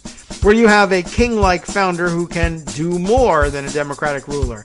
Many members of the New Right have called for a refounding, a movement wherein the rules are suspended and rewritten from above. In a rambling conversation, and this feels like one, with a former Trump administration official, Michael Anton, on a podcast last summer, Mr. Yarvin described in detail how a future Trump figure, or Trump himself, could seize dictatorial power, even elaborating a blueprint for a more organized and successful version of January 6th. It would require federalizing the National Guard, the participation of sympathetic law enforcement, and a mass mobilization of orders of magnitude bigger than January 6th. Of course, Mr. Masters and Mr. Thiel have never endorsed such a plan, and Mr. Anton is careful to emphasize repeatedly that he and Yarvin have been merely having a theoretical discussion. But given how catastrophic Masters believes America has become, a dystopian hell world, he has called it, this new one above hellhole, one wonders what exactly is justified and when. Wouldn't that be fantastic to find out after November? No, it wouldn't.